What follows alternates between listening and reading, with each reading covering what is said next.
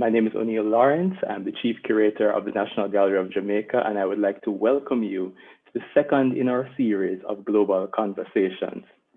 Today, we're broaching a particularly interesting topic, and it's a rather broad one. We are looking at the Post-Colonial Museum, Global Art and National Self-Definition. And it is my pleasure to welcome two eminent scholars to be in conversation with today. Now, you may have seen their bios floating across the screen prior to our start. But what I'm going to do, I'm just going to briefly read some severely edited versions so that you know exactly who we're speaking with today. Partha Mitra is a writer and art historian specializing in the reception of Indian art in the West, modernity, art, and identity in India, and more recently, global modernism. Mitra is an emeritus professor of art history at the University of Sussex, an adjunct research professor, Carleton University, Canada, a member of Wolfson College, Oxford, and an honorary fellow of Victoria and Albert Museum. He has written numerous publications and articles, one of which is much maligned monsters, History of European Reactions to Indian Art. Also with us is Kobina Mercer, a professor of history of art and African American studies at Yale University. His teaching and research centers around African American, Caribbean, and Black British art, bringing cultural studies methodology to investigate modern and contemporary Black Atlantic worlds. Mercer is an inaugural recipient of the Clark Prize for Excellence in Arts Writing, awarded by the Clark Art Institute in 2006. His forthcoming book is A Lane Lock and the Visual Arts, to be published by Yale University Press in 2022. We will be beginning with a presentation by Partha Mitra and then followed by Kobina Mercer. Hello, and thank you very much, O'Neill. Now, I want to begin with three great painters of the 20th century. Number one, the first image, please. Ibrahim El Salahi from Sudan, born 1930. Vision of the Tombs, wonderful painting. Number two, please.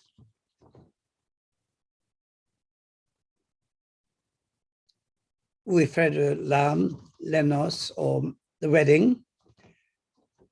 Lam of Cuba, Wilfred Lam of Cuba, born 1902, died 1982.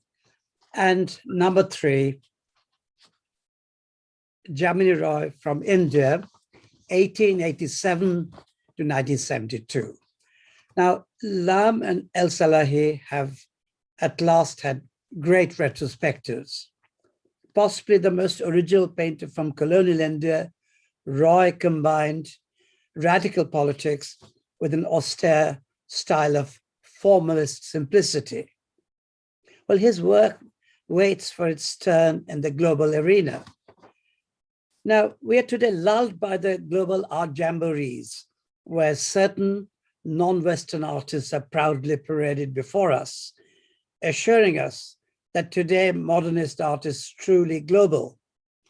All worthy artists are enjoying their hard-earned place in the sun, as it were. This has caused anxiety among art historians that art history as a discipline is dead, as it's assailed by a host of heterogeneous art practices with no roots in art history. Yet, when you open a standard textbook on modernism, which just stands for global modernism, the glaring absence of non-Western artists is all too evident. In short, the modernist canon, which marginalizes all other modernisms that do not fit its narrow framework, is alive and well. 2 weeks ago, I addressed Eastern and Central European art historians in Poland, who also feel that they are marginal within the center, that is, of course, London, Paris, and New York. On the question as to the reason for the asymmetrical global relationship, my response was that we need to understand the roots of global colonial order that indirectly endorses the modernist canon and its closed discourse that creates categories of inclusion and exclusion. The metropolis and its margins, the center and its periphery. Now, artists from outside this charmed circle are dismissed as derivative and suffering from a time lag. Strikingly, European domination manifests especially acutely in art, and I don't know why, less so in literature. To understand this, we need to go back to the linear interpretation of art history initiated by the Renaissance artist Giorgio Vasari in the 17th century, who actually created the master narrative for art history. Now, Vasari proposed the idea of artistic progress, defining Florence, Rome, and Venice as centers of innovation, describing outliers such as Parma as sites of delayed growth and imitation, compared with the three leading cities. Now, art history as a discipline crystallized in the 19th century when social Darwinism was a dominant force. Evolutionary doctrines enabled art historians to trace the progress of world art from its primitive base to its climax in Victorian painting, of course, claimed to be the best in the world. So to put it in a nutshell, periphery, time lag, and derivativeness in art history are not simply a matter of geography, but also power and authority that affects race, class, gender, and sexual orientation. But here I must sound a note of caution. Avant-garde modernism was a revolutionary movement that attacked the European bourgeoisie as well as European academic art. Can I have the next image, please? European academic, yes, thanks. European academic art and its origins in the Renaissance. Just to remind you of Renaissance art with Leonardo da Vinci's The Annunciation here. Now, the revolutionary message of modernism inspired artists worldwide.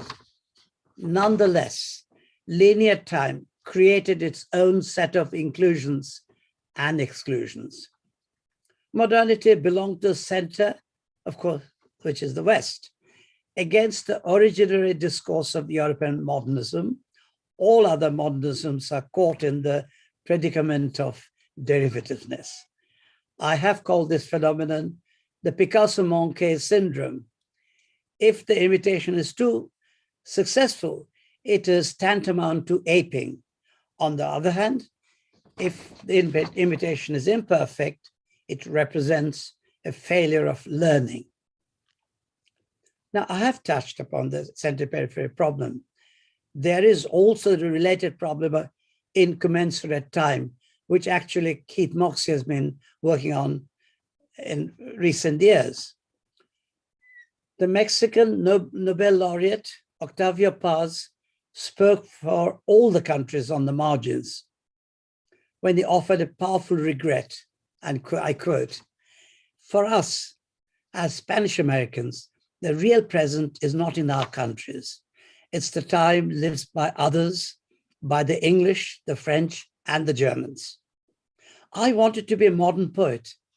The idea of modernity is a byproduct of a conception of history as a unique and linear process. I'm most grateful to my young colleague, Devika Singh, for giving me this quote. So, the task before us is nothing less than the decolonization of the mind. May I also add that I've recently published in October a whole the number of people intervening with regard to decolonization. But how do we decolonize the mind? Or as I have described it in another context, how do we decenter modernism? So in order to decolonize the mind, we need to move away from our established habits and readjust our mindset. First of all, we need to challenge a favorite obsession in art history, stylistic influence, which has been called a curse by the art historian Michael Baxendale. Artistic influence gives prominence to the artist's sources, to the neglect of the artist's agency, whereas responding to circumstance, the artist makes an intentional selection from a range of sources available to them. Secondly, one of the most persistent ideas has been that all worthwhile ideas flow from the West to the non-West, a one-way transaction. Westernization as the inevitable global spread of the Enlightenment doctrine of progress. Let me use a metaphor of the waterfall. All ideas flow downwards from the West to the rest of the world. But contrary to this compelling and misleading commonplace, global exchanges and crossing cultural frontiers have been a powerful catalyst in paradigm shifts throughout history. Multiple crisscrossing of ideas, like the confluence of myriad cultural streams from different regions. Yet, during the colonial era, the use of knowledge of technology from another culture was labeled as a sign of inferiority. As I mentioned, the problem seems to be more acute in the case of art than, for instance, in literature. But why literature doesn't suffer to the same extent isn't very clear. Thirdly, we have to stop thinking of the modernist canon as universal and beyond time and space. In the social sciences, the use of the universal for the specific is described as an unmarked case. Modernism, in this sense, is an unmarked case that implicitly stands for Western modernism. By this token, one thinks of Eastern European modernism, Chinese modernism, diaspora modernism, and so on.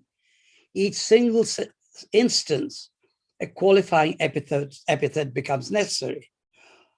No one's going to quarrel with the fact that European modernism had an unprecedented impact on art across the world, nor can we deny the great innovations of masters like Picasso, but their greatness is related to their own social and cultural context.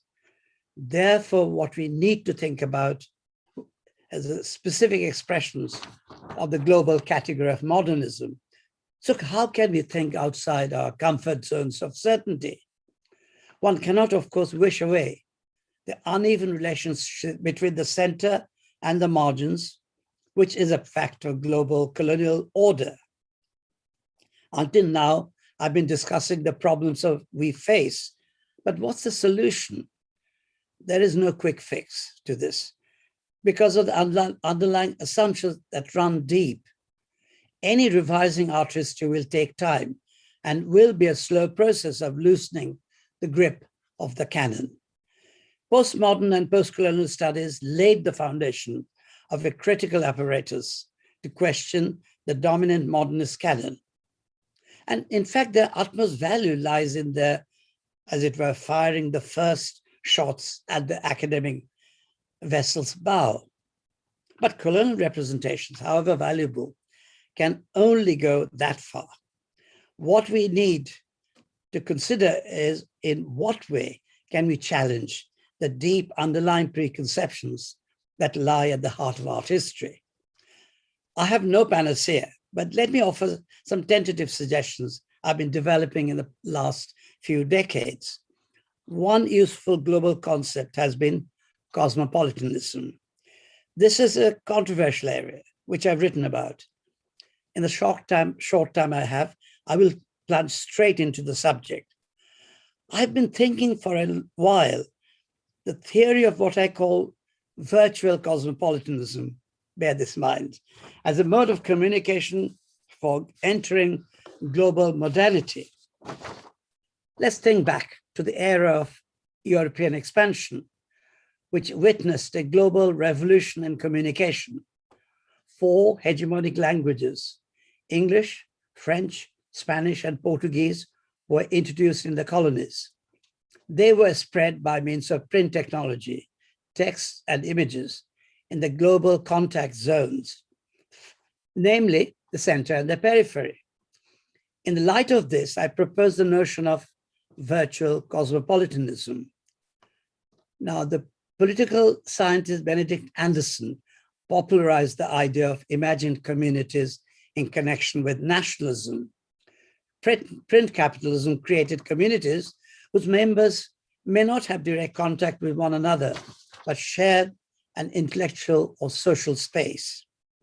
Now, I'd like to extend Anderson's idea to the global level. European expansion created the conditions for the diffusion of printed texts and printed images wherever Europeans exercise political and cultural dominance. In short, print technology, which took the ideals of modernity from the metropolis to the peripheries. Now, the virtual cosmopolitan in the periphery, notably, of course, mostly the colonized, was able to access printed texts and images emanating from the center. Now, an actual cosmopolitan conjures up the vision of privilege and free mobility. Let's think of, during the colonial era, the wealthy set cruising the world in luxury liners. Unlike this privileged few, all that the virtual cosmopolitan required was access to printed material sitting in his modest homestead. This imagined global community, the virtual cosmopolis, was held together by the invisible thread of ideas from Shanghai to Dublin.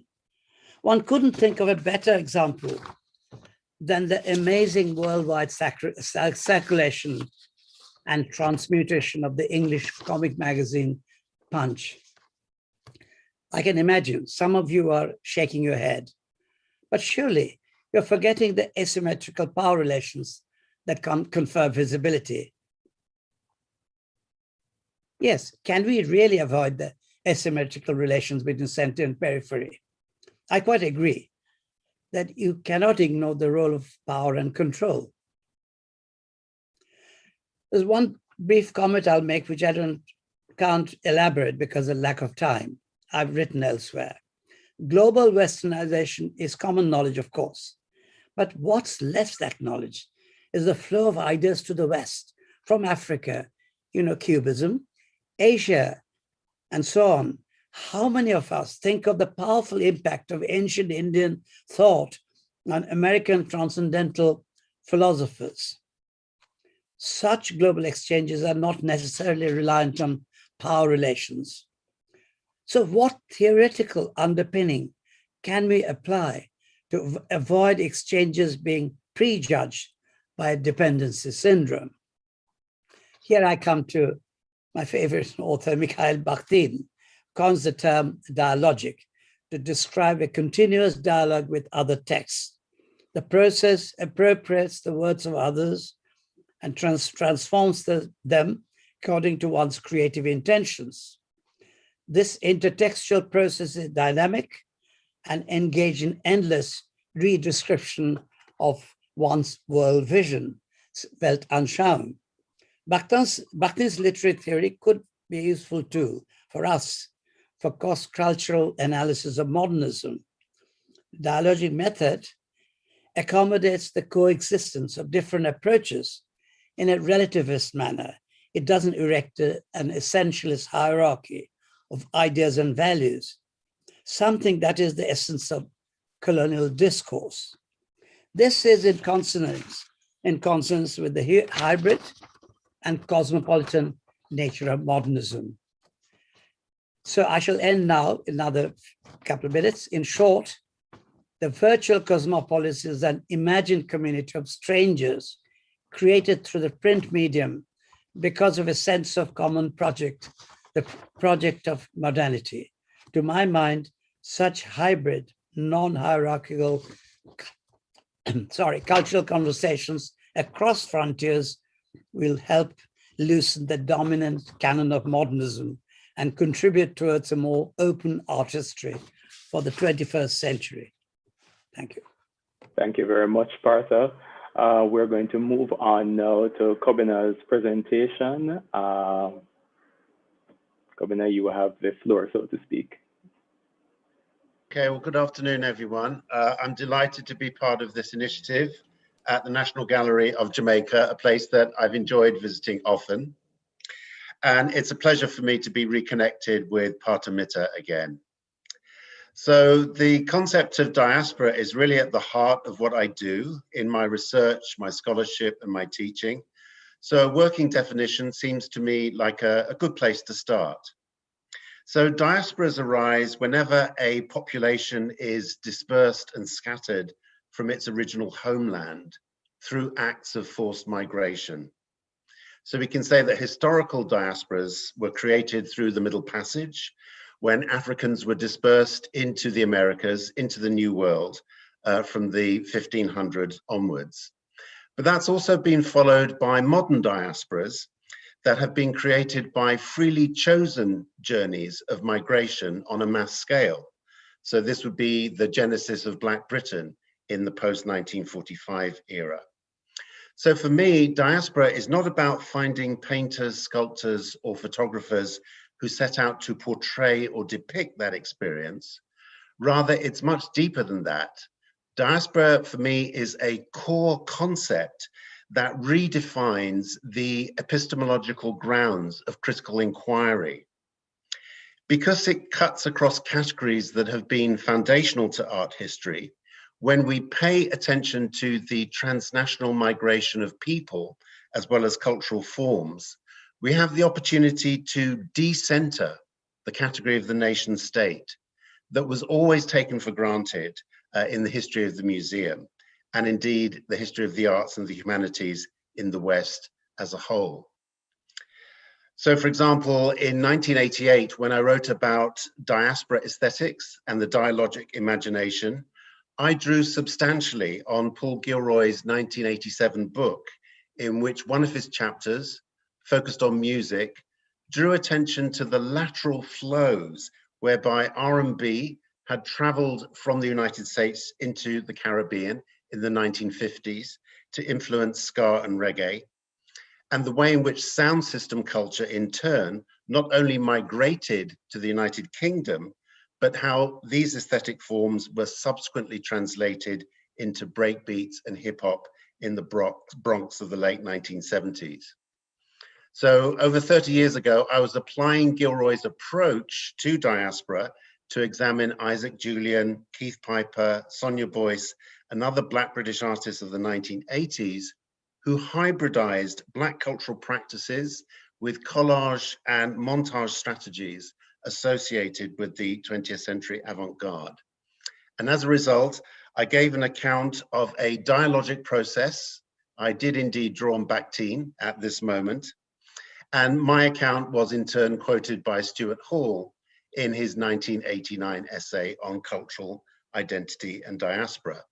So I'm recapping that history because unlike my counterparts in the United States, who may have studied with Robert Farris Thompson, whose approach to the Black Atlantic world begins with African art of the pre-colonial era and is oriented anthropologically toward the examination of aesthetic forms in ritual, masquerade practices, thereby tracing the retention of Africanist forms in the New World. My formation, in contrast, was shaped by cultural studies, which has been motivated by an interdisciplinary critique of ideologies such as universalism, which most often conceal structural inequalities and asymmetrical relations of power. So while the diaspora concept displaced the notion of ethnic arts, which prevailed in 1970s Britain and was something that the artist Rashid Areen had to contend with, it's also brought to light the coloniality of the museum as a cultural institution. The Universal Museum was a product of 18th century European Enlightenment, which set out to tell a story of linear progress moving from ancient through medieval to modern worlds. That's why when we visit museums such as the British Museum in London, displays begin in Egypt, move us through Greece and Rome. They may lead us to China, to India, and through the Islamic world, but mostly they jump forward to Gothic manuscripts and cathedrals before we get to the Italian Renaissance of the 1400s, thereby creating the illusion that modern history was centered entirely in Europe alone. So even in its floor plan, the museum orders our understanding of time and space. And this means that as some cultures get to be included in a temporal narrative of progress, others are left out of history and are categorized in spatial or geographical terms. And this has been the fate of indigenous and African arts. So when we consider the narrative of the Universal Museum, could be the British Museum in London, the Louvre in Paris, or the Metropolitan Museum in New York, all of which function on the basis of the universalist narrative, we realize that as these institutions took shape in the era of 18th century Enlightenment, it's not that museums were filled with nationalist content, but that rival imperial powers were competing to tell what they thought was a universal story, and doing so on the basis of power and knowledge that from the outset was dependent on materials that were plundered from colonial conquest. So there's also a history of violence, a legacy of violence that's hidden behind the illusion of universality. So the consequences for countries of the global South after independence are thus far-reaching. In the era of nation building, when we think of the anti-colonial insurgency of the 1940s to the statehood that independent nations, former colonies acquired in the 1960s, museums were rightly mandated to tell the people's story. But the story of the Caribbean diaspora is a diasporic story. It's a story of transnational migrations. And this has meant that West Indian culture has always exceeded the boundaries of the nation state, that Caribbean culture always overflows the political borderlines that we see on the imperial world map. And this is an important point, it's fundamental, because this is the agency of migration and movement, whereby Black Afro-Caribbean cultures have irrevocably transformed all the cultures they have come into contact with, whether British, Spanish, Dutch, French, or American. So if I could have my first slide, please. I hope you're all seeing my first slide. Thanks so much. So when Edna Manley is referred to as the mother of Jamaican art, this phrase rightly acknowledges her role in creating a culture of art appreciation as well as art making in the anti-colonial context of 1940s Jamaica. But this is the question that I want to ask. Does such a nation-centric framing cut off Edna Manley from the global narrative of interwar modernism to which she also contributed? Born to a white Jamaican mother and an English father, after her marriage to Norman Manley in 1921, she indeed relocated to Jamaica in 1923. But her first solo exhibition was held in London in 1924 under the auspices of the Society of Women Artists. Edna Manley, in other words, traveled back and forth. She had 4 solo exhibitions in London between 1924 and 1929, and in 1930 was elected to the London Group, which comprised Bloomsbury modernists such as Duncan Grant, as well as members of the Camden Group. In the same year, 1930, that she was invited to be part of the London Group, Barbara Hepworth and Henry Moore were also elected to the London Group. And yet Edna Manley is completely absent from the narrative or even the Wikipedia entry on the London Group. So it's important for us to see that transnational journeys such as Edna Manley's are not mere background. They are the generative matrix of her cross-cultural synthesis. If we could stay with the slide, because I'm going to continue talking about the work that we're looking at. Thanks. So it was Jamaica that inspired her turn to wood as her primary medium, and she was deeply indebted to Afro-Jamaican carving traditions. And these she combined with Art Deco stylization. And this synthesis informs the angular profile of canonical works such as Negro Aroused, which is a sculpture that conveys the Black identity of the figure by virtue of the emphasis of the head seen in profile.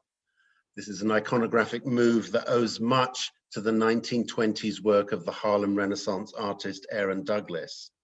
So in Pocomania of 1936, Manley didn't passively depict a syncretic spiritual practice. Rather, her figure, whose raised arm evokes the power of the masses to overcome colonial oppression, is animated precisely by the stylistic transculturation of elements that come from European, Caribbean, and African origins, all of which were brought together, syncretized through her transnational journeys. So Ronald Moody was born the same year, 1900, arrived in London at the age of in 1923 to become a dentist. His encounter with Egyptian art in the British Museum completely turned his life around. That's when he decided to become a sculptor, also working in the medium of wood. Tasset is in elm. And Tasset belongs to a trinity of mythological heads. Wohin and Medons are the two others that also entail cross-cultural fusion. Instead of an instantly legible racial identity, these heads have been influenced by Buddhist, Chinese, Indian, and Egyptian traditions to create a new vision of the human. Ronald Moody was noted by the British writer Mary Seaton, who advocated his inclusion in the 1939 Contemporary Negro Art Exhibition, co-curated by Elaine Locke in the United States. And in fact, in the previous year, Moody had had a solo exhibition in Paris. And Medons was one of 12 pieces in that 1939 Baltimore exhibition that was subsequently lost to history when it went into storage at the at Hampstead Institute. It was only recovered in 1993 by his niece, Cynthia Moody, and it's now in the collection of the Tate. Tasset is in the National Gallery of Jamaica's collection. So my point here is that after 1923, London was Ronald Moody's home. This was also where his brother, the activist Harold Moody, formed the League of Colored Peoples. But how do exhibition makers and curators add to our understanding of the in-between space that artists such as Moody occupied by being in one place and thinking of another, living in London, sculpting in wood, but drawing inspiration from his experience in the Caribbean? So last time I visited Tate Britain, I was delighted to see Yohanan, a work of 1937 by Moody, placed adjacent to a work by Jacob Epstein, because in this way, we have an acknowledgement of the multicultural interaction between interwar artists as central to the story of modernism. Although the key issue that we have to discuss here is that saying modernism was transnational is a great deal easier than showing it to be so. It's not a question of putting theory into practice, I think, so much as building on existing curatorial achievements in light of a transnational conceptual framework. So in that regard, I would say that the 2018 exhibition at National Gallery West that I had the fortune to visit, The Art of Jamaican Sculpture, was a real highlight for me. This was because wood was the shared material across artists who were curated in such a way as to cross binaries between modernist and intuitive, between someone like Alvin Marriott in the past or someone like Laura Facey in the present.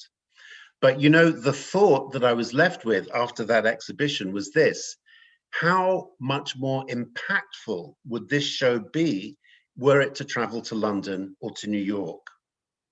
Were that to be the case, audiences in the global north would not be able to fall back on the monochrome narrative of modernism once they got to see the cross-cultural genesis of 20th century art from a diasporic point of view.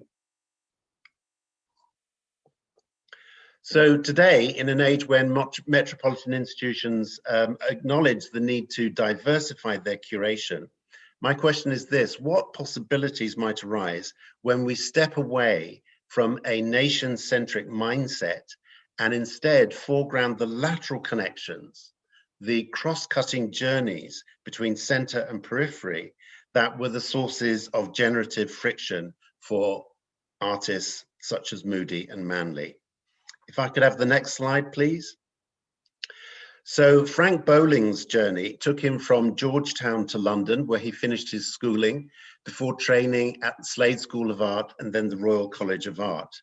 But really the key turning point in his journeys was his decision to move to New York, where he was based between 1966 and 1974, thereafter having studios both in Brooklyn and in London.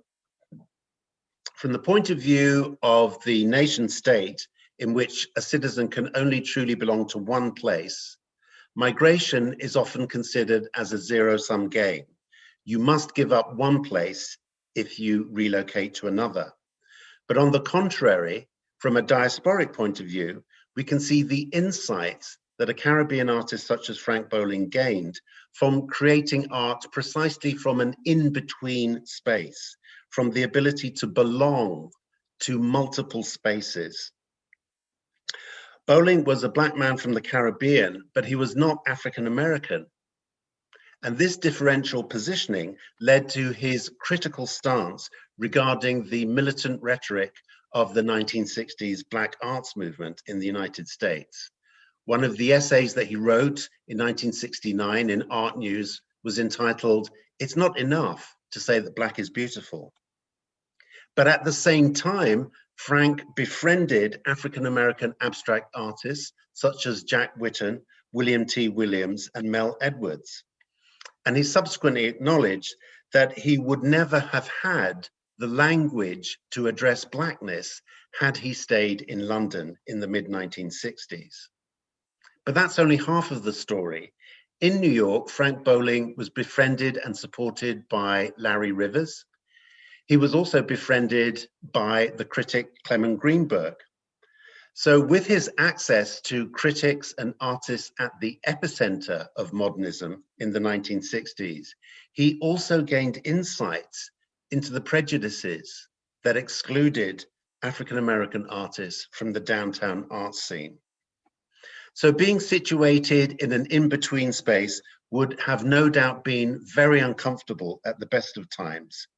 And yet a diaspora artist who is in the West, but not fully of it, as C.L.R. James once said, is uniquely privileged to see what cannot be seen by others who believe that they are entitled to authorize what receives value and validation from the museum. So just now I said that saying diaspora is a lot easier than showing diaspora, but it's important for us to bear in mind that in the case of Frank Bowling, the vindication that he's received over the last 15 years owes everything to curatorial efforts of recovery by Eddie Chambers and Ghislaine Twados, Ghislaine being a student of Pater's at University of Sussex. Throughout the 1990s, Eddie Chambers, Ghislaine Twados prepared the ground for our ability to review and rewrite the history of abstraction by recovering Bowling's map paintings. And they did so by writing about Bowling's abstraction within the framework of Gilroy's Black Atlantic model. So in Bowling's case, quote, "It's never too late to go back and get it," which is a translation of the Akan proverb embodied in the Sankofa bird. I'm not saying that Black diaspora artists must patiently wait before they're rediscovered, but I'm saying that in Bowling's individual case, we have an indication that dominant narratives can be and are being rewritten. In other words, art history is a living thing. It's not set in stone. And this means that the archive can always be open to fresh interpretation. So I want to end with two final points as we come up to contemporary artists. So if I could have the next slide.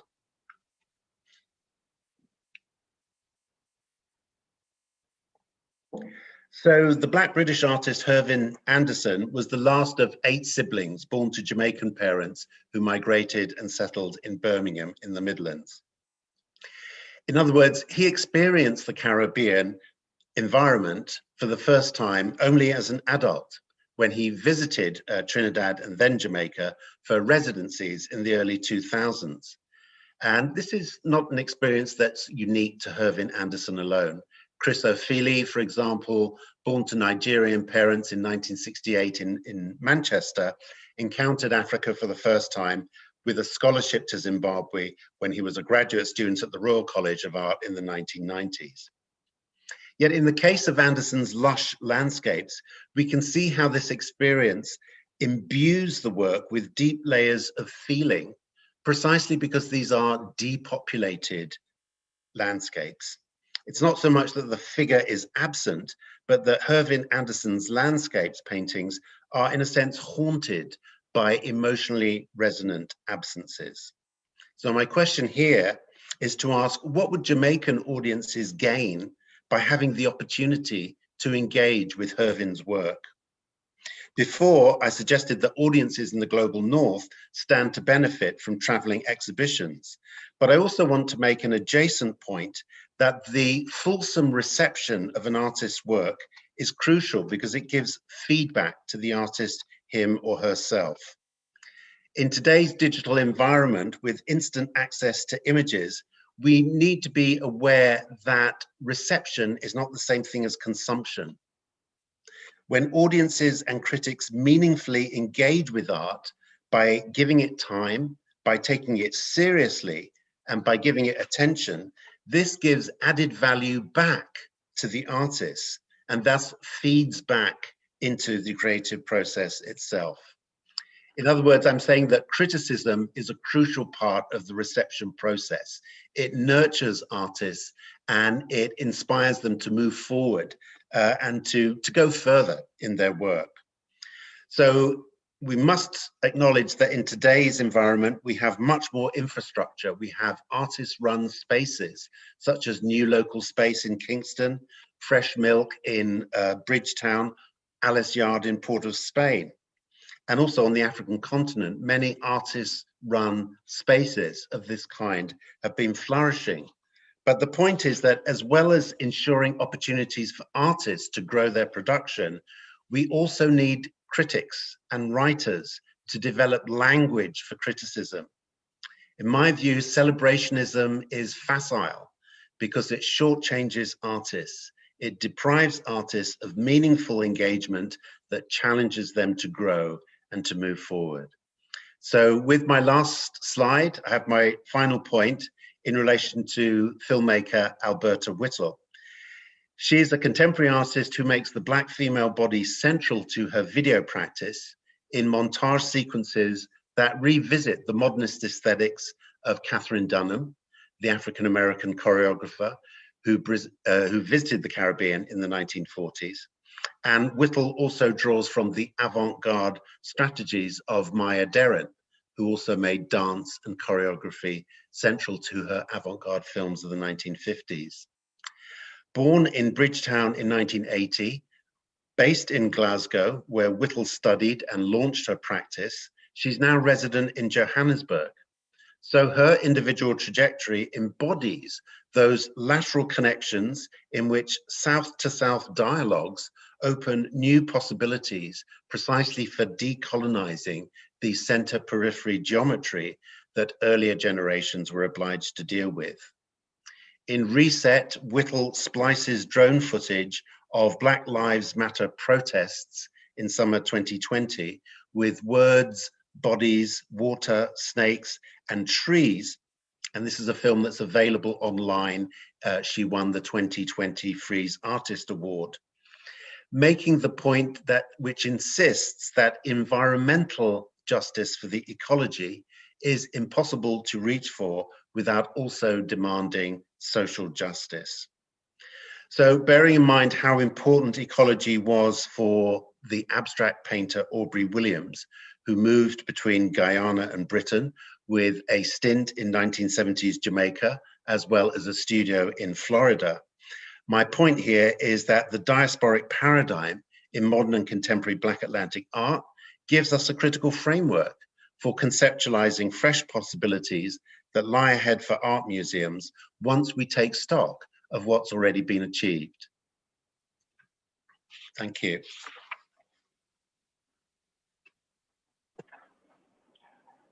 All right, thank you very much, Kobina. And Partha, thank you both for your presentations. They were quite rich, and I have so many questions that I'm trying to narrow them down right now. I do want to, there is a connection, I believe, between I'll use the word advocacy for the considerations of the diaspora in terms of art creation movement and the transmission of ideas in both directions, and Partha's concept of the virtual cosmopolitan, so to speak. I wonder if we could expand on that a little bit, particularly in the context that we're in now as a modern society where so much is being experienced, like this panel, virtually.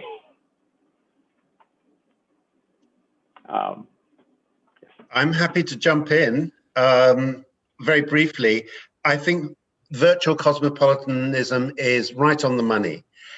In my own work on Elaine Locke, which is coming out next week, I'm trying to redress the asymmetry in our understanding of the modernist reception of African art.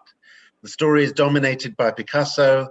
It's dominated by the European uptake of materials that came into Western circulation as a result of colonial trade. The other side of the story is how Black Americans responded.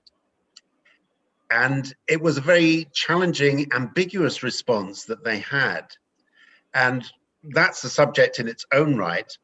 It's often too easily simplified as a kind of a homecoming, as if there was an automatic recognition of the Yoruba or Baule or Bakongo artifacts.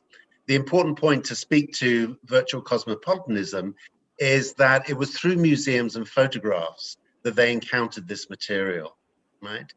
Many of them had, because they're in diaspora, did not have first-hand experience of Africa itself. So Albert Barnes's collection just outside Philadelphia was something that Aaron Douglas visited. Barnes himself was a gatekeeper, and he exerted control over how his collection would be interpreted. But photographs, exquisite photographs produced by Charles Sheeler, these are the images that we see in Elaine Locke's book, The New Negro, an Interpretation of 1925. So museums and photographs were the principal mediums by which African-American artists encountered African art. And once we delve into the ambiguity of their response, the complexity of their response, it really underlines the cosmopolitan nature of this three-way encounter. We're looking at Africa, Europe, and the Black Atlantic world, all sharing a common interest in African art. Okay, thank you very much, Partha.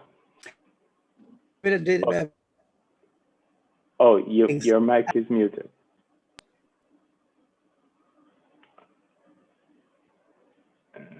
No.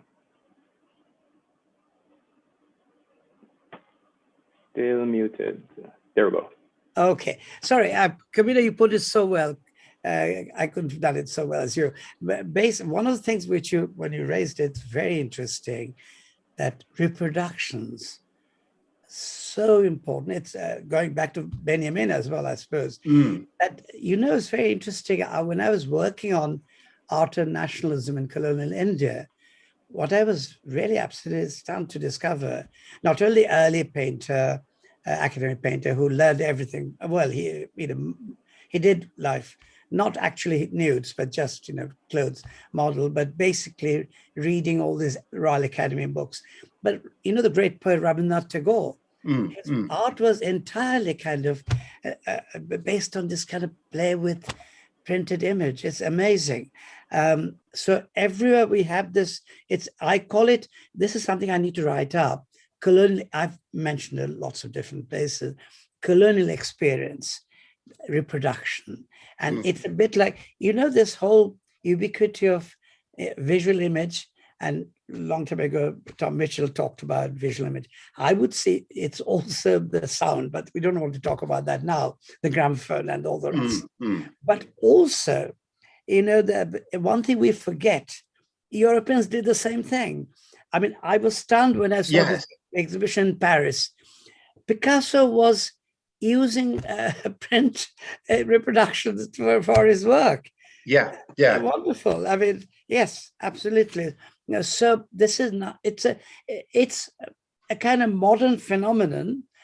I would say that I call it the armchair, the painter or the scholar. I mean, he and she sits there and then has all the stuff in front of them, and they do things.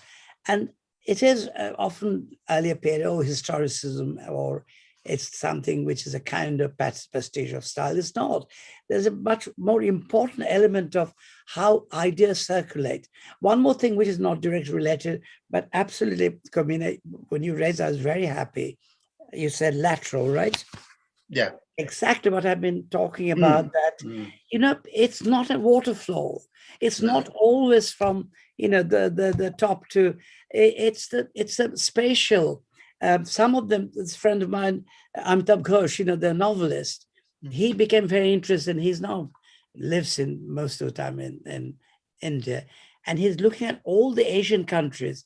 Can we think of this? And again, I was in connection with the founding of the National Gallery of Art in Singapore. And they asked me, what's the best way to build a new, to have a wonderful art museum? I said, just don't look at the West. You need to, yes, but also look around you. Singapore is a wonderful center to bring things to us. So this is what we need to do. And that's how we begin to interact much more actively. Absolutely. Yeah. O'Neill, can I just respond to a couple of other points? This is so rich. I think absolutely Picasso engaging with reproductions was as important as modernists elsewhere. But I think one of the reasons why that's been disparaged in modernist historiography is because of the hierarchy between the original and the copy. And it goes back to your point about literature has been much more readily able to be capacious and to accept a V.S. Naipaul, an Ngugi wa Thiong'o, to think about world literature, whereas art history is much more possessive of its objects because it has this fetishistic attachment to one-of-a-kind originality. So that hierarchy between the original and the copy is the Benjamin, the aura of But I don't want to lose the second part of O'Neill's question, and I'm sure we'll come back to this, because I think in the contemporary digital age, we've gone to the other extreme. We're so bombarded by images, and these are unfiltered images that we don't necessarily ask for. They're going to pop up because advertisers want to sell us stuff that we don't actually need. That the real problem is that we do need filtering. We do need to make distinctions between how much attention I'm going to give to a painting, to a photograph that's been invested with time, as opposed to a set of pixels that are trying to sell me something. So I think the digital age is very double-edged. You have a democratization of access, and they're very valuable websites that sponsor good writing, hyper-allergic, culture type. They're based in the United States, but they are attempting to globalize, and they incorporate the Caribbean, Africa, Latin America. But the problem is that the digital medium encourages rapid consumption. And that's the opposite of what we have the opportunity to experience in a museum, where you can take your time and perhaps even have your consciousness changed by engaging with art? Oh, okay, thank you. And actually, both of you have led into my next question very elegantly, because I wanted to bring it a little bit more, I guess, to the first part of today's topic, the Post-Colonial Museum. I'm going to quote Adriana Pedrosa, who is the artistic director of MASPE. He recently wrote, "I don't think we will ever get to fully decolonize or de-Westernize the museum because the museum itself is a European construct." Now, at this particular time when we are thinking about democratizing the museum space, decolonizing, creating spaces of equity, creating spaces that are more polyphonic, so to speak, what are your thoughts on the process of decolonizing a museum in a former colony?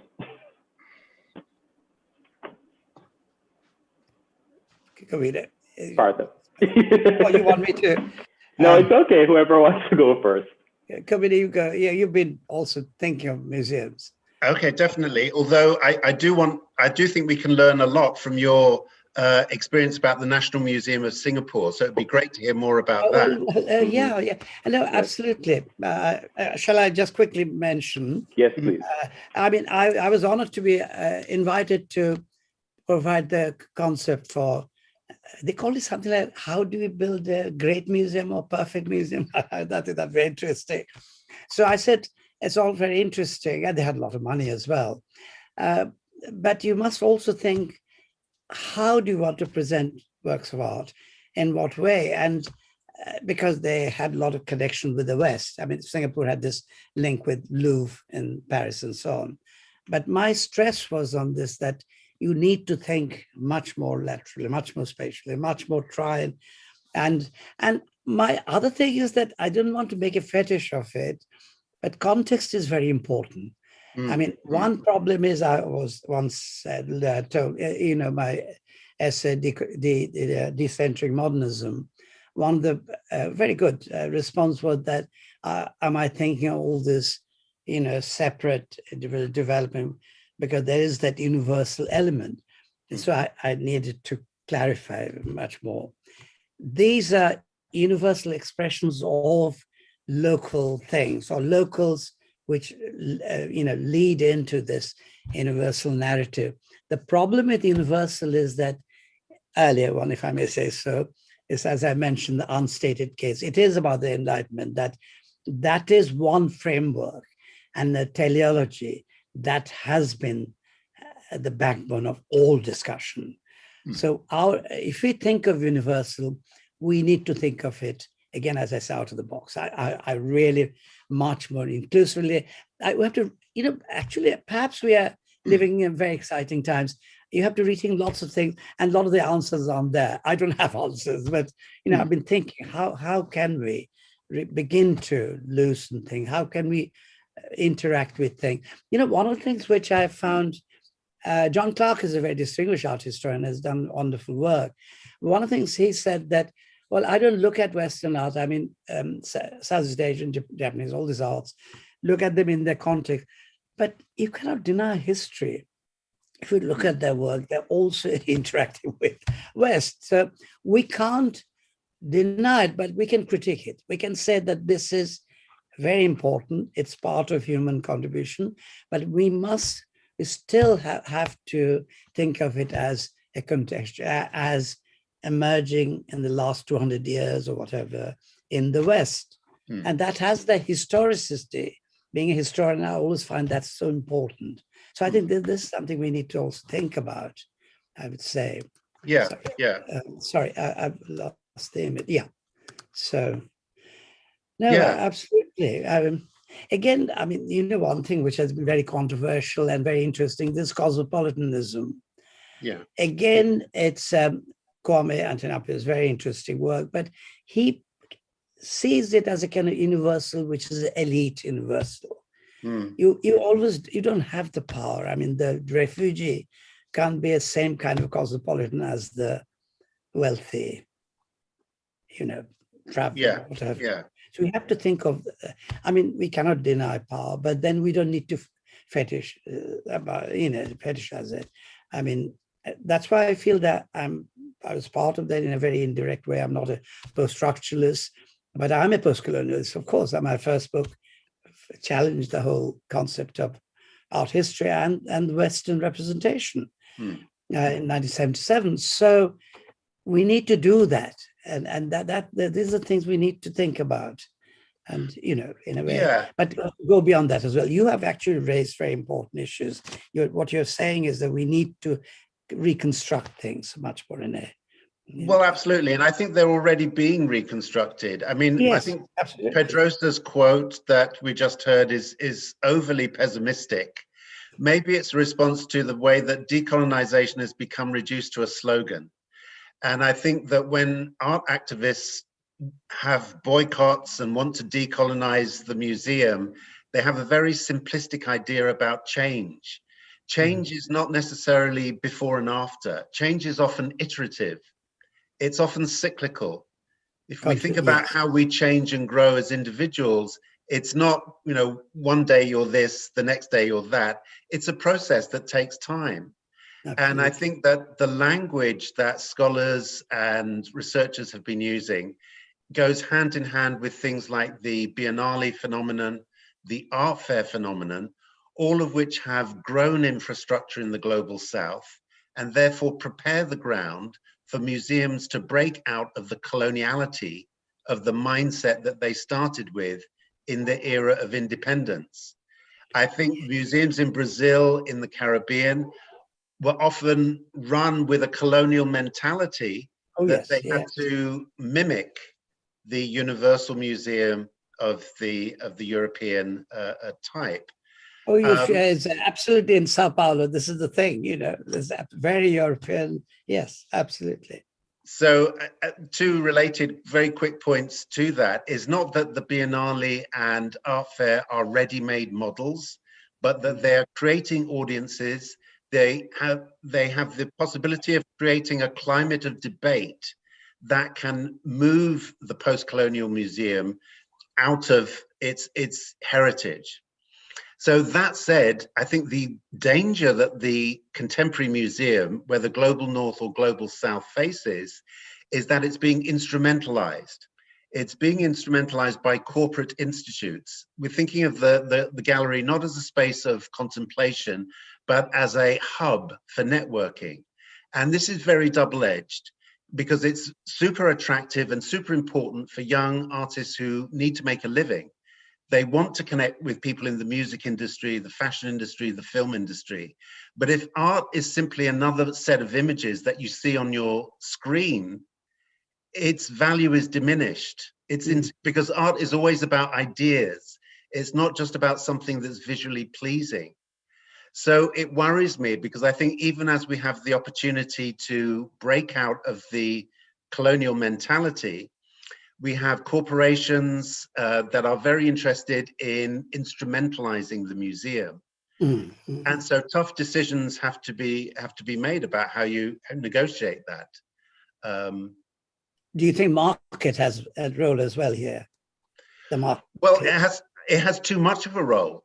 Yes, the art market was bulletproof against the 2008 recession, and art has become, in the neoliberal order, a speculative asset.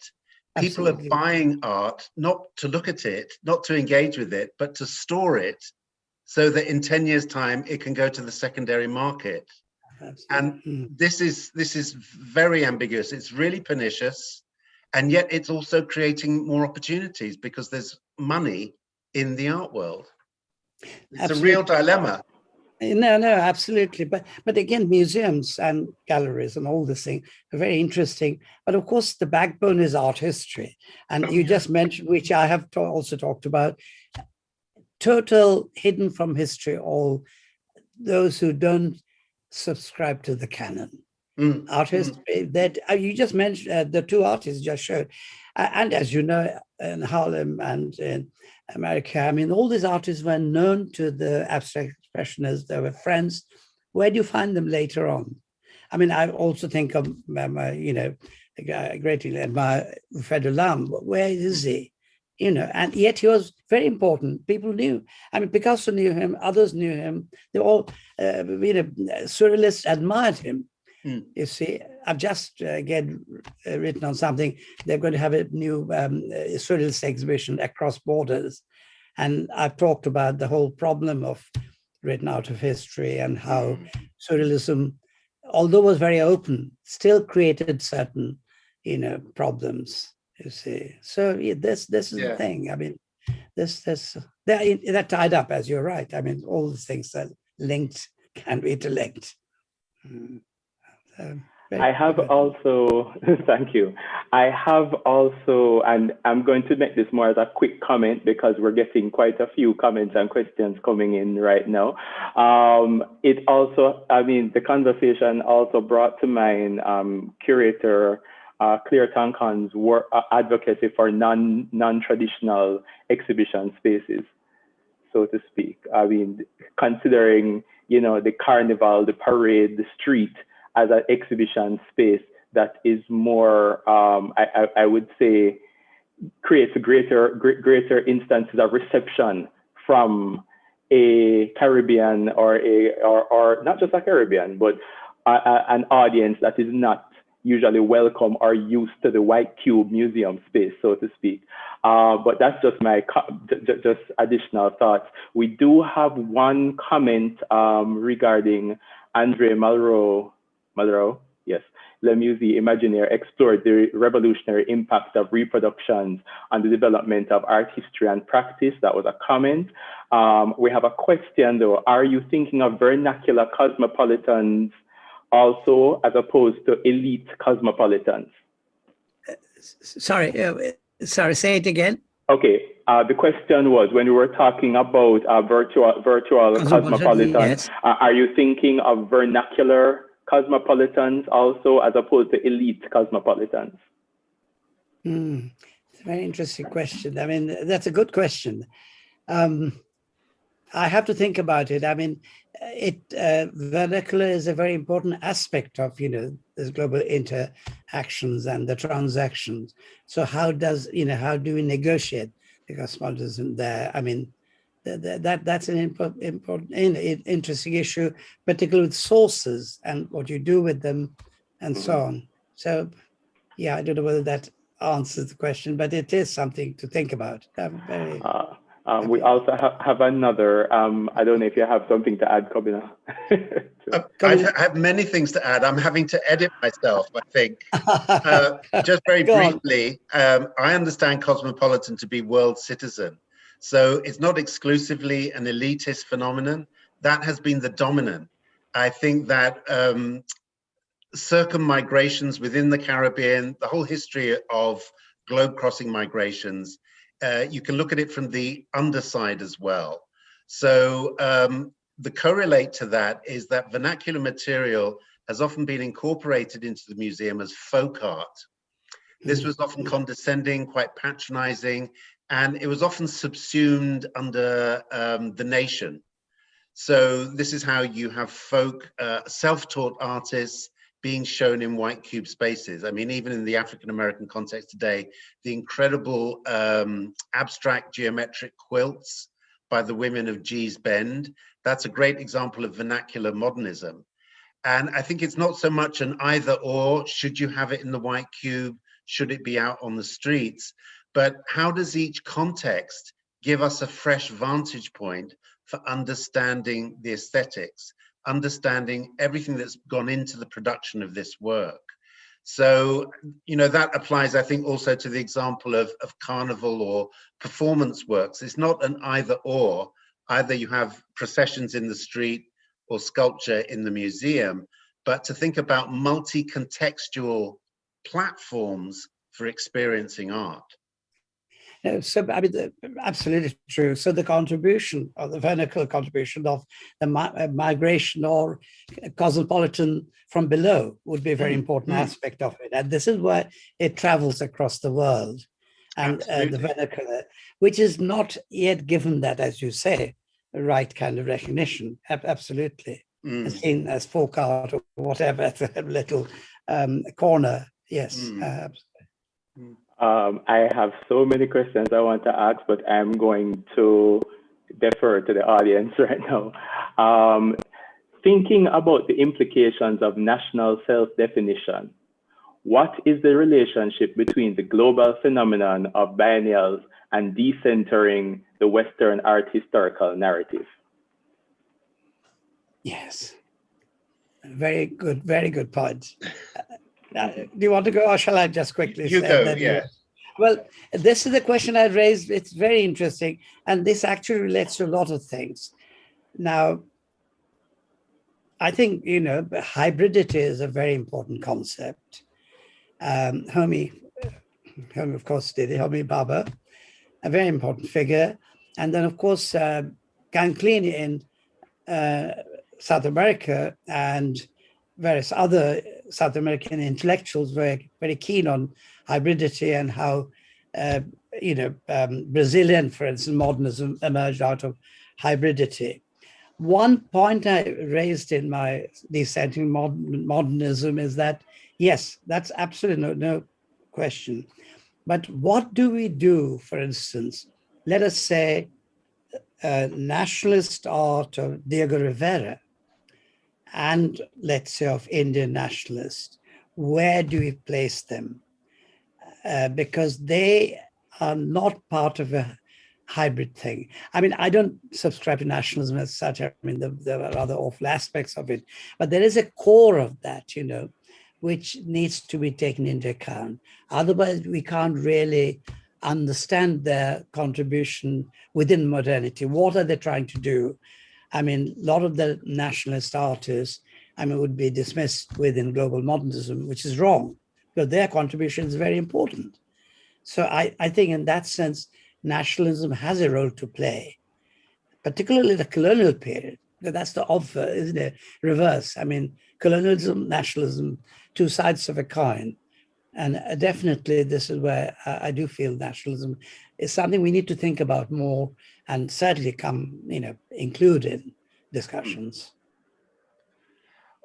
I think my approach is slightly different. I think I would, okay, so what role do biennales play in national self-definition? If we look at the two Johannesburg biennales of 95 and 97, they were about rehabilitating a pariah nation, a formerly apartheid nation, into the G7 world order. So the motivation there was political. And if you zoom out, a motivation for many other biennales has been urban renewal, to remarket cities to make them attractive to tourists and to bring in other industries, the hospitality industry, the restaurant industry. This is another example about how art has been instrumentalized and the opportunities and challenges this brings. Because the big opportunity was that you have a curator like Okwe Nwisa, who in 1997, was able to exactly produce a model of what a global contemporary art exhibition would look like.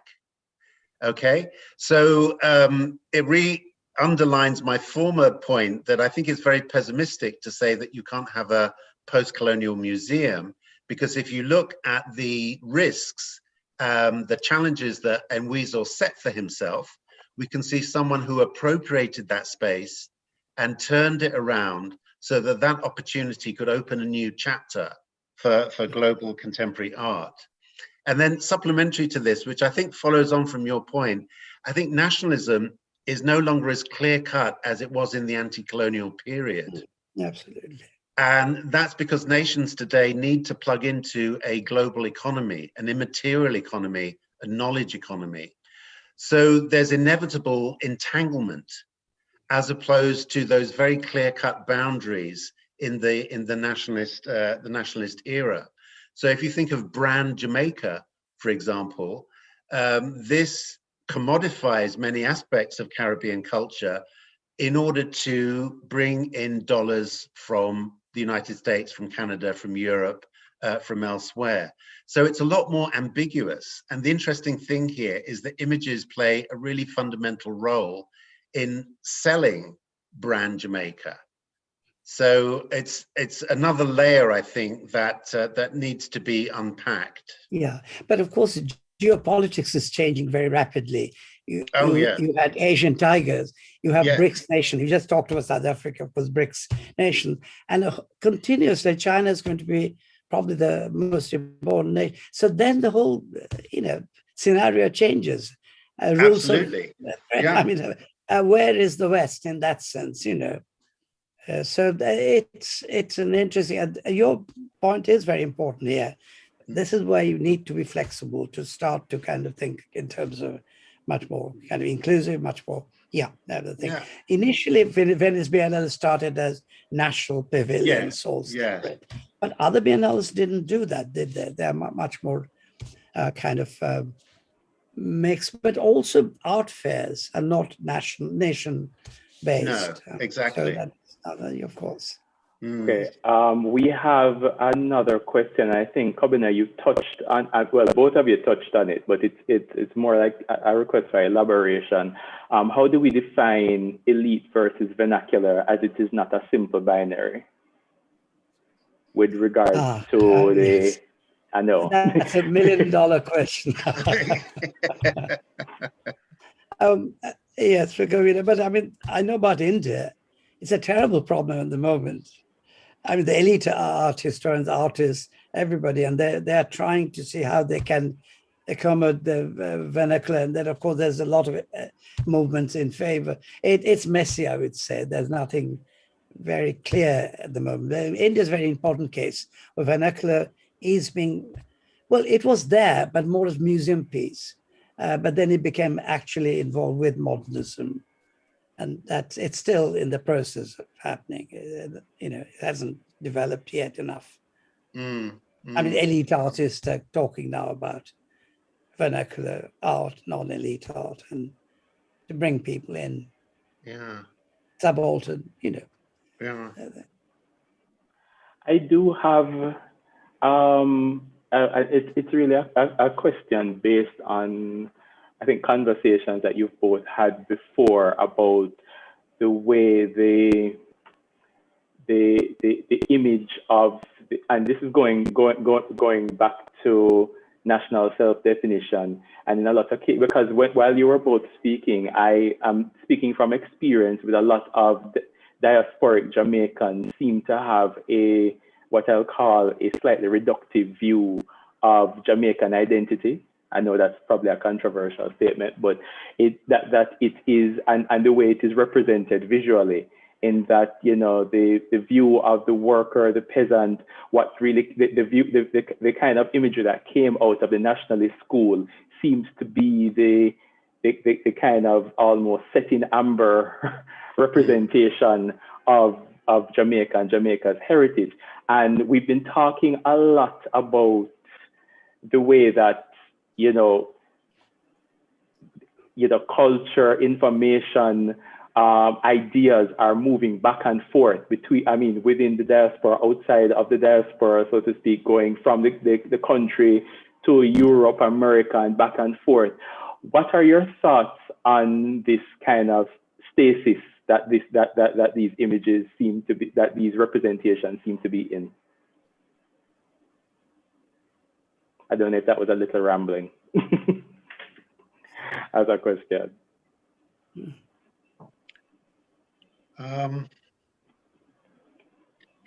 I think it's a very challenging question. I think if self-definition is at the heart of the agenda, we have to open out into an interdisciplinary analysis. What is literature doing? What is filmmaking doing? What are the visual arts doing?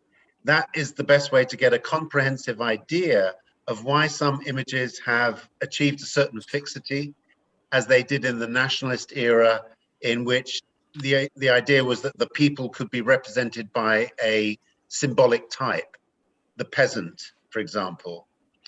So I think that the ground of the discussion, if it's about self-definition, has to be defined in that sort of a way. I think that the post-independence era has become a lot more a lot more complex.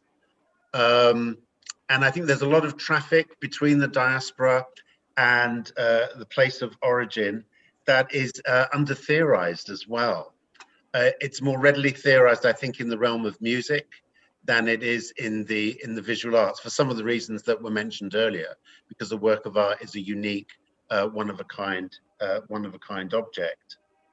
So I think if there were specific examples that we could start with, that would be a great way of getting into this question. But I think in the abstract, it's very difficult to get a handle on it. Okay. All right. I have, and it's kind of, I did get another question though, and it was really about, it's coming from a place of, are you aware of any creative or interesting ways in which museums, galleries also have approached the process of decolonizing or presenting a post-colonial narrative that is effective?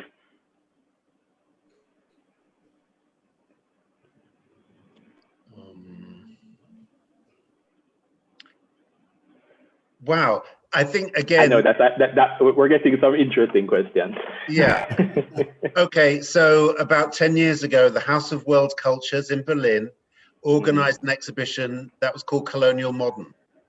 And it was curated by the late Marion van Osten, who's based in Vienna and Berlin. And looking at the way that departing colonial powers impose modernism on mass housing projects in Algeria, in Morocco, but there's also something similar in Ghana, in Nigeria. And then the way in which modernist architecture was appropriated by liberation movements. I think that's a good example of a decolonial perspective, because the curator had the intelligence to think about the back and forth traffic. So that binary between center and periphery was not static. There was a pushback. It wasn't just European governments imposing modernism. It was the way in which Africans took up these buildings and even commissioned new buildings in this era of optimism that we look back on it now was short-lived. You see, I think this is the paradox about decolonization as a slogan. If you're thinking about actual decolonial movements of the 1940s and 50s, did they have a happy ending? You see, many activists say they want to decolonize the museum, but if you think about what happened in Algeria, in Ghana, in so many places throughout the world, in Zimbabwe, it was a very, very messy situation, a situation of unending conflict, of permanent conflict. So I think that we have to be sober about what we expect decolonization to deliver. It may not be the happy ending. It may be instead what Stuart Hall talked about in 1988, when he talked about a culture of continual criticism. It means that it becomes harder and harder for us to agree that this is the symbol that represents everyone, that this is the narrative that wins consensus. And we may be in a situation that's very much like the one we're in now, of increasing polarization and of increasing argumentation. So optimism, pessimism, we need to keep a balance, of course, but we also need realism when we talk about decolonizing the museum. So actually, if I may add to that, you're absolutely right. Also, speaking of Marion van Osten, she was a very dear friend. You know, she passed away recently. Yeah, yeah. Anyway, so Marion, actually, I've been working with the Bauhaus for a number of years. Right. Since 2008. And what I did tell them was that Bauhaus was wonderful, but they initially started by saying it's a migration of Bauhaus to other countries, lands. And that is, I feel, wrong, because in 1922, artists like Paul Klee, Kandinsky came to, not they didn't come, their paintings were sent to Calcutta for a wonderful exhibition. This is the very first transcultural, you might say, encounter meeting between Germans and Bengalis because of the great poet Tagore. So I talked about that then. That's how they invited me, and we had an exhibition reconstructing the show. But ultimately, my point was that as Bauhaus moved to other countries, it was seen as a kind of passive, Bauhaus comes and everybody takes it, that it's wonderful. It's a kind of, but I said, no, it's a very active process. Right. And 2019 was the exhibition, so the birthday of Bauhaus, 100 years. The exhibition that happened was global. What was very interesting, it's this total, incredibly intense interaction between the Bauhaus in Germany, and of course it was closed down by the Nazis, then other parts of the world, China, Japan, India, Nigeria, and post-independent Nigeria architecture. You see how this is integrated into Nigerian architecture. And this exhibition went everywhere, trying to show how this was a wonderful global act, because Bauhaus artists were very radical, but art history then took over and says, no, their work is so important. All other non-Europeans have just been imitating, which is rubbish. So you're right. This is where you have to think of independence, post-colonial, how these things happen. It's much more a complex movement. Problem. Yeah. And actually, continuing right on that trend, we have another question. Is it that we need to be sober in our expectations of decolonizing the museum, or do we need a different critical term? Kamina, what about critical museum? I don't know. What do you think? What is the term that we need a critical alternative to? The museum? Have I understood the question? Decolonizing. I think the term might be decolonizing the museum. Okay. No, I don't think that it's as simple as changing one word for another, but precisely what Partha is saying is that we need to be cool and sober in our assessment of what the process involves in. I think today we often have the expectation of instant change. I myself don't believe that that's what history tells us. I think we get narratives about, instant change before and after. I think it's a process that involves granular action at a micro level that often has consequences at a macro level that result from many different factors. So I think more scholarship in the universities, more experimentation that curators like Claire Tancon and so many others are doing, more biennales, more argumentation, more criticism. That is the way to decolonize. Absolutely. Yeah. Sure. I would agree with you. Small, granular movement seems to be I think that's the realistic expectation and not the dramatic shift that some people would be expecting. I think that small movements, and particularly going back to what Partha said about decolonizing the mind, I think those are the essential roles of a museum if they are going to seek to truly decolonize themselves. We are actually close to the time, and if we do not have any more questions, I'm going to be doing a going once, because I've thoroughly enjoyed this conversation. It has been wonderful. I feel like we could go on talking amongst ourselves, but I am also cognizant of the different time zones we're all in, and the fact that you've both been so generous in giving of your time to our audience today. So if there are no more questions, I would like to thank you both for participating in our Global Conversation series. I am sure that everyone who participated, all the audience that participated, as well as all the people who are going to be able to see this once it's on YouTube, will be very grateful for the depth of this conversation and breadth of the It's been a conversation. pleasure, a real pleasure. Thank you. Same here. Thanks so much for organizing this, for making it happen. It's been so exciting and a real pleasure. All right. So everyone, thank you for joining. And please note, we have programming for our last Sundays. I have to do the commercial. We have programming coming up on Sunday at 1:30, a short film called Proscenium. Please join us. It's a one-time showing. So everyone, take care and stay safe and have a good weekend. Thanks. And thanks, Kabina. We'll be in touch soon. I want to talk more about this. Yeah. Definitely. I'm looking forward to it. Very nice. Okay. Take care now. Bye, O'Neill. Bye. Bye. Bye, O'Neill. Bye, Kabina.